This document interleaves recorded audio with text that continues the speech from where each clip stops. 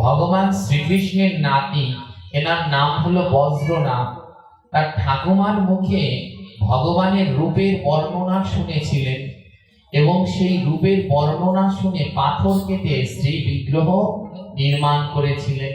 তো প্রথম বিগ্রহ এনে ঠাকুমাকে দেখালেন, দেখো তো এটা ভগবানের মতো হয়েছে কিনা। ঠাকুমা দেখে বললেন, হয়েছে কিন্তু সবটা হয়নি, এর নয়ন দুটি হয়েছে কিন্তু আর কিছু হয়নি।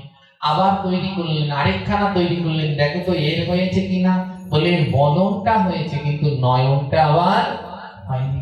আবার তৈরি করলেন, দেখো তো এর হয়েছে কিনা, এর হাত দুটো হয়েছে কিন্তু মুখমণ্ডলটা হয়নি। আবার তৈরি করলেন, দেখো তো এনার বলে চরণ দুটো হয়েছে কিন্তু আবার হাত দুটো হয়নি। এমনি করে এক এক করে 7খানা বিগ্রহ, কয়খানা? 7খানা বিগ্রহ তৈরি করলেন। আর এই 7খানা বিগ্রহ তৈরি করে ঠাকুমার কাছে নিয়ে গেলেন, কিন্তু একটা চোখ হয়েছে তো মুখ হয়নি, মুখ হয়েছে তো চোখ হয়নি, চরণ হয়েছে তো হাত হয়নি। এমনি করে 7 জনকে দেখতে 7 জনার মতো। তখন ঠাকুমার কাছে জিজ্ঞেস করলেন, ঠাকুমা এবার কি করব? তখন ঠাকুমা বললেন, এই 7 জনকে যদি এক করা যেত তাহলে ঠিক ভগবান শ্রীকৃষ্ণের মতো দেখতে হতো। এই 7 জন 7 রকমের। তো এনার কাছ থেকে মোবাইলটা কেড়ে নাও, তো নিয়ে নাও, নিয়ে নাও, ফেলে দাও, ছুঁড়ে ফেলে দাও, অসভ্য। ধ্যান দিন। বললেন 7খানা দেখতে 7 রকমের। তো তাই কি করলেন? জিজ্ঞেস করলেন যে এই 7খানা যদি একসাথে করা যেত তাহলে ঠিক ভগবান শ্রীকৃষ্ণের মতো হতো। ধ্যান দিন। সেই 7খানা, হরিবল, সেই 7খানা বিগ্রহই কালকে আপনাদেরকে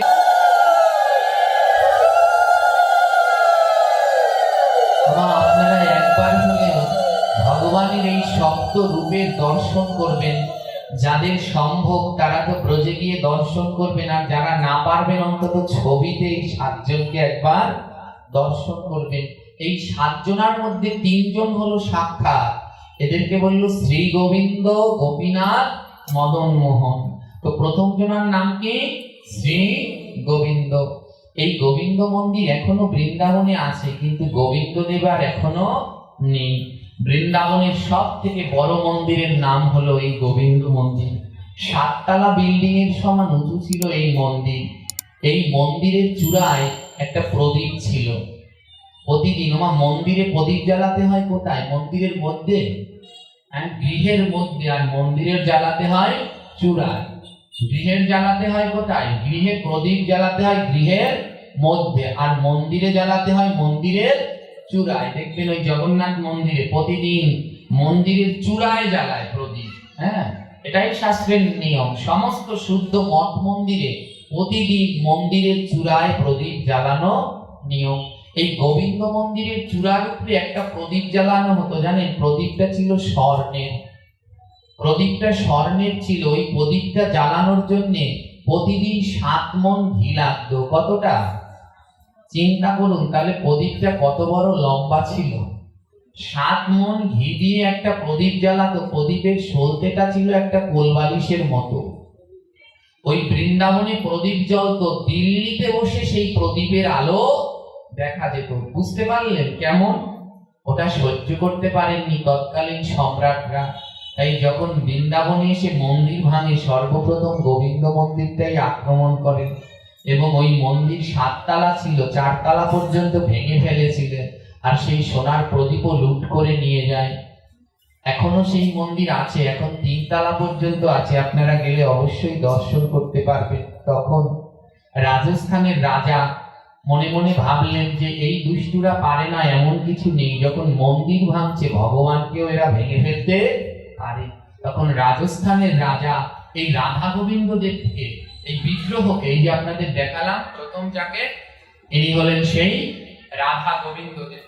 এনাকে কি করলেন? এই মন্দির থেকে নিয়ে গেলেন। বলে একেও যদি আবার ওনারা ভেঙে ফেলেন, বলা তো যায় না। তো ওনাকে নিয়ে কি করলেন? রাজস্থানে নিয়ে গেলেন। লুকিয়ে মধ্যরাতে রাজস্থানে নিয়ে গেলেন। রাজস্থানের জয়পুরে নিয়ে এই রাধা গোবিন্দ দেবকে প্রতিষ্ঠা করা হলো। আপনারা যদি এখন রাধা গোবিন্দ দেবের এই বিগ্রহ দর্শন করতে চান, আপনাদের জয়পুরের রাজস্থানে যেতে হবে। এখন সেই বিগ্রহ সেইখানেই পূজিত হচ্ছে। ওমা, এই রাধা গোবিন্দ ছিলেন সাক্ষাৎ। কালকে বলেছিলাম একজনের কথা, কালকে কোন ঠাকুরের কথা বলেছি মনে আছে? বাকে বিহারী। আর আজকে শুনুন রাধা গোবিন্দ দেবের কথা। এনারা হলেন সাক্ষাৎ, ডাকলে পরে ভগবান আর থাকতে পারেন না।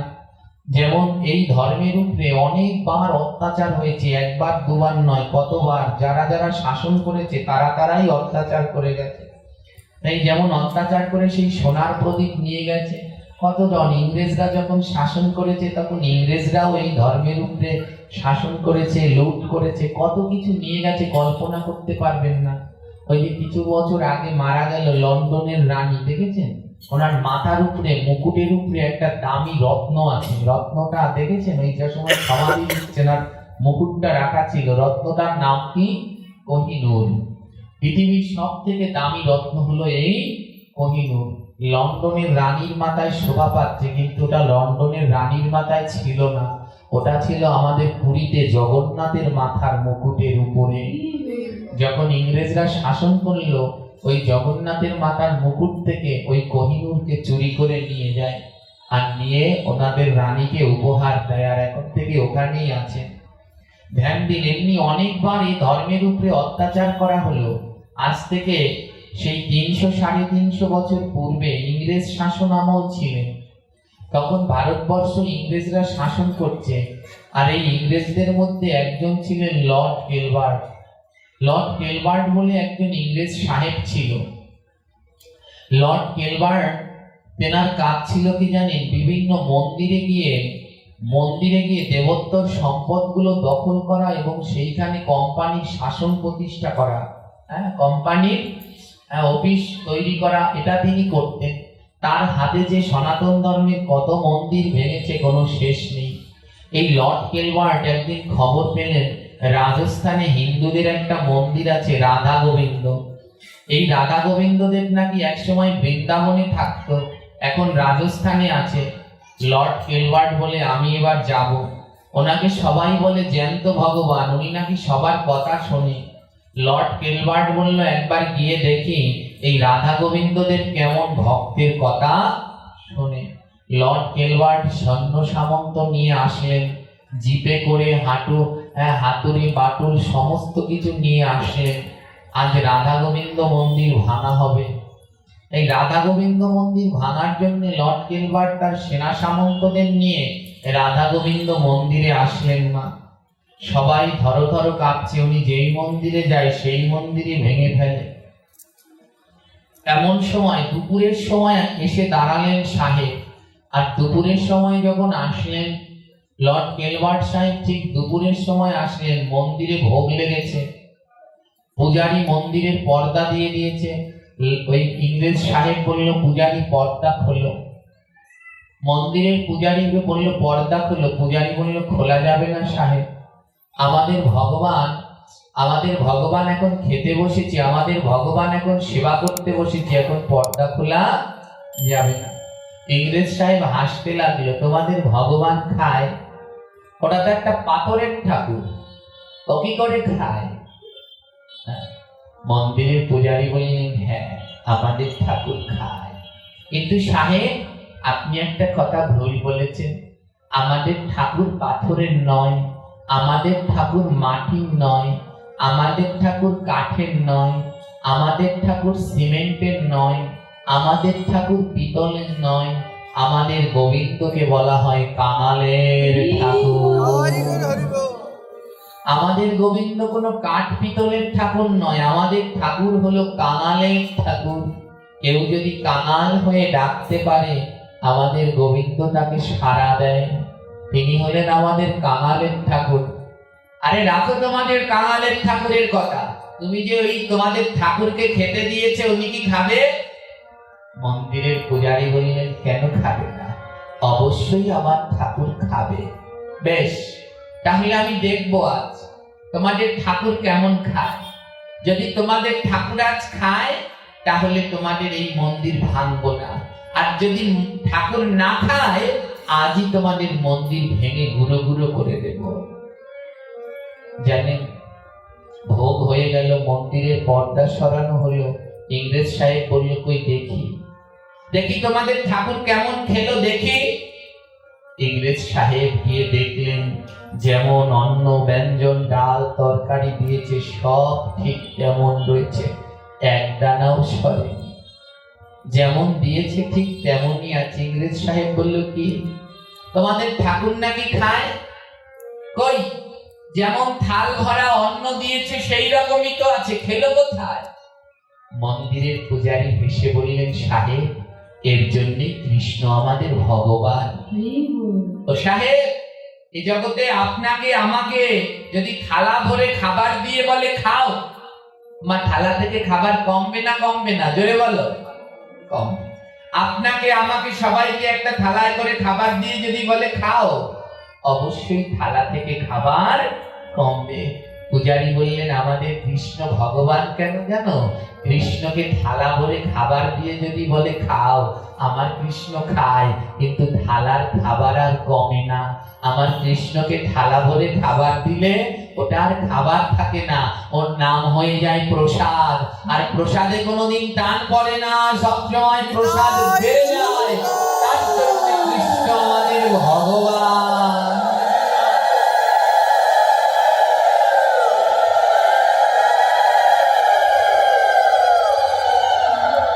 সাহেব, আমাদের কৃষ্ণ তার জন্যে ভগবান।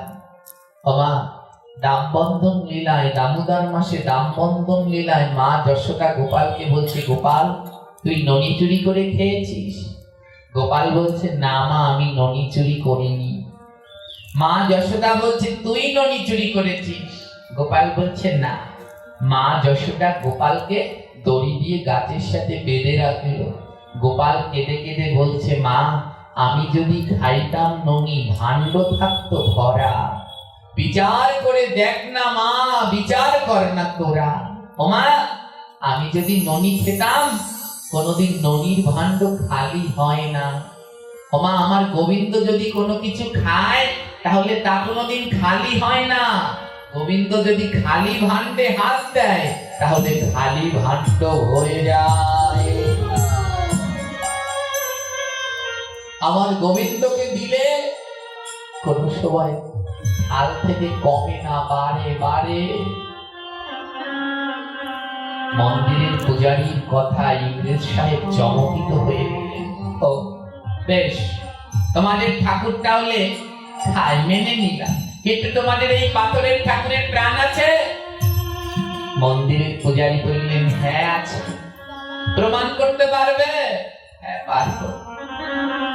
বাবা, এ জগতে যিনি পূজারী হবেন আর ভগবান, এদের দুজনের ভিতরে একটা সাক্ষ্য সম্পর্ক দরকার। আমরা প্রথম দিন পাঠ শুনেছিলাম, মনে আছে? প্রথম দিন সেই পূজারী কেমন সরল মন ছিল। হ্যাঁ, আমাদের মন্দিরগুলোতে ভগবানই বিরাজ করছেন না কেন? কারণ আমাদের মন্দিরগুলোতে পূজারী ঠিক নেই। যিনি ভগবানের অর্জন করবে তিনি ঠিক নেই। মন্ত্রতন্ত্রে গোবিন্দকে পাওয়া যায় না। গোবিন্দকে পেতে হলে ভক্তির দরকার, বিশ্বাসের দরকার। পূজারী ছিলেন কে জানেন? পূজারী ছিল দক্ষিণেশ্বরে রামকৃষ্ণ। মন্ত্রতন্ত্র জানত? জানতেন না। তারাপীঠে পূজারী ছিলেন সাধক বামাখ্যাপা। কেমন পূজারী জানেন? সাধক বামাখ্যাপা। সাধক বামাখ্যাপা মা তারাকে কি বলে ডাকতেন জানেন?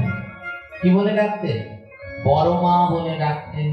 নিজের গর্ভধারিণীকে ডাকতেন মা, আর মা কালীকে ডাকতেন। ভগবানের সাথে সম্পর্ক করতে হয় মা, সম্পর্ক না করলে কোনোদিন গোবিন্দ পাওয়া যায় না। কারো গোবিন্দের সাথে ভাইয়ের সম্পর্ক, কারো স্বামীর সম্পর্ক, কারো মায়ের সম্পর্ক, কারো বন্ধুর সম্পর্ক। আশ্রয় করিয়া ভজে তারে কৃষ্ণ নাহি ত্যাজে।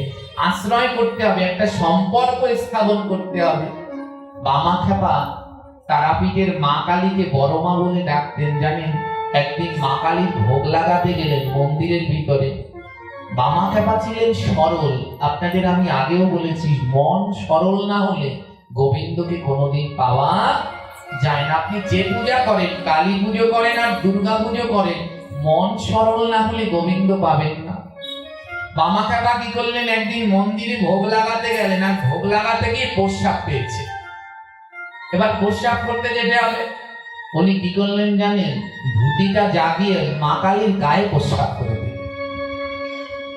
মা কালীর গায়ে কি সাহস চিন্তা করেছে, মা তারার গায়ে প্রস্রাব করে দিলেন। ওনার মনের ভাব তো অন্য সবাই বুঝতে পারে না। অন্য যারা পূজারী ছিল সবাই বামাখ্যাপাকে ধরে ইচ্ছে মতো মারল, মেরে বের করে দিল, ঘর থেকে মন্দির থেকে বের করে দিল, মন্দির থেকে বের করে দিল। আর যখন বামাখ্যাপাকে বের করে দিল, সঙ্গে সঙ্গে মা তারা মন্দিরের ভিতর থেকে দরজা আটকে দিল, দরজা আর খোলা যাচ্ছে না। অন্য অন্য পূজারীরা মা তারাকে ডাকছে, মারে দরজা খোল, দরজা খোল, আমরা কি কোনো অপরাধ করেছি, তুই দরজা আটকেছিস কেন? মন্দিরের ভিতর দিয়ে মা তারা বলছে, তোরা আমার ছেলেকে মারলি কেন? জানিস না বামা আমার ছেলে, ও আমার বড় মা বলে ডাকে, ওকে মারলি কেন? অন্য পূজারীরা বলল, মা ও মা, ও যে তোমার গায়ে প্রস্রাব করেছে, ও যে তোমার গায়ে প্রস্রাব করেছে। ভিতর থেকে মা কালী বলছে, ওরে সন্তান যদি মায়ের গায়ে প্রস্রাব করে, তাতে মা কি কোনোদিন অপবিত্র হয়? একজন নারী তখনই ধন্য যেদিন ওই নারীর কোলে তার সন্তান প্রথম প্রস্রাব করে। মা তারা বলছে, বামা আমায় বড় মা বলে ডাকে, আজ আমি ধন্য হলাম, আজ আমার সন্তান আমার গায়ে প্রস্রাব। এমন সম্পর্ক দেখেছে। মন্দিরের পূজারী বলল, মা দরজা খোল, ভোগ খাবি না? মা তারা বললেন, সন্তান না খেলে কোনোদিন মা খায়? আমার বামা না খেয়ে রয়েছে, আমি কেমন করে খাবো? যা যা, আগে গিয়ে আমার বামাকে খাইয়ে আয়। মন্দিরের পূজারীরা সেই শ্মশানে বামাকে খাওয়ালেন, আর বামাকে খাবার দেওয়ার পরে তারপরে মা কালীকে খাবার দিল। জানেন, আজও তারাপীঠে সেই একই নিয়ম, আগে মা কালীর ভোগ হয় না, আগে সন্তান সেই বামাখ্যাপার ভোগ হয়, তারপরে মা কালীর ভোগ হয়। এই হলো আমার সম্পর্ক। সম্পর্ক যেন এমন থাকে। ইংরেজ সাহেব জিজ্ঞেস করলো, এই পূজারী, তোমাদের এই ঠাকুরের কি প্রাণ আছে? হ্যাঁ আছে। প্রমাণ করতে পারবে? হ্যাঁ পারবো। ইংরেজ সাহেবের হাতে ছিল একটা ঘড়ি। আজ থেকে 300 বছর আগের কথা। এই 300 বছর আগে কারেন্ট, বিদ্যুৎ এসব ছিল না। তখন ঘড়ি ছিল, কিন্তু ব্যাটারিতে চলতো না। তখন ঘড়িটা এমন ছিল, কারো হাতে রক্তের উত্তাপে সে চলতো। ঘড়িটা ঠিক এখানটায় পড়তে, নার্ভ চলতো তো ঘড়িও চলতো। যার দেহের ভিতরে প্রাণ আছে, রক্ত সতেজ, তার হাতে ঘড়ি চলতো। যার দেহের ভিতরে প্রাণ নেই, তার হাতে ঘড়িখানা চলতো। সেই ঘড়ি ইংরেজ সাহেবের হাতে সেই রকম একটা ঘড়ি ছিল। আমার ঘড়িটা কার হাতে চলতো? যার প্রাণ আছে তার হাতে ঘড়ি চলতো, যার প্রাণ নেই তার হাতে ঘড়ি চলতো না। ইংরেজ সাহেব বললে, এই পূজারী, তোমাদের ভগবানের নাকি প্রাণ আছে, যদি প্রাণ থাকে তাহলে এই ঘড়িটা নাও আর নিয়ে তোমাদের ভগবানকে পড়াও। যদি আজ তোমাদের ভগবানের হাতে ঘড়ি চলে, তাহলে বুঝবো তোমাদের ভগবানের প্রাণ আছে। আর যদি ঘড়ি না চলে, তাহলে বুঝে নেব তোমাদের ভগবানের প্রাণ নেই। যাও, এই ঘড়ি নিয়ে তোমাদের ভগবানকে পড়াও। সবাই অপলক দৃষ্টিতে তাকিয়ে আছে। ওমা, ভগবান সেই রাধা গোবিন্দদের কি দিয়ে তৈরি? পাথর দিয়ে তৈরি। তাহলে পাথর দিয়ে তৈরি কোনো বিগ্রহের হাতে ঘড়ি পরালে চলবে? জোরে বলুন। ও ঘড়ি কার হাতে চলে? যার ভিতরে রক্ত আছে, যার গা গরম, যার নার্ভ গুলো চলে, তার হাতে দিলে ওই ঘড়ি চলে। অন্য কারো হাতে ঘড়ি চলে না। কি করলেন জানেন? মন্দিরের পূজারী সেই ঘড়ি নিয়ে ঘড়ি হাতে দিলেন, নাও।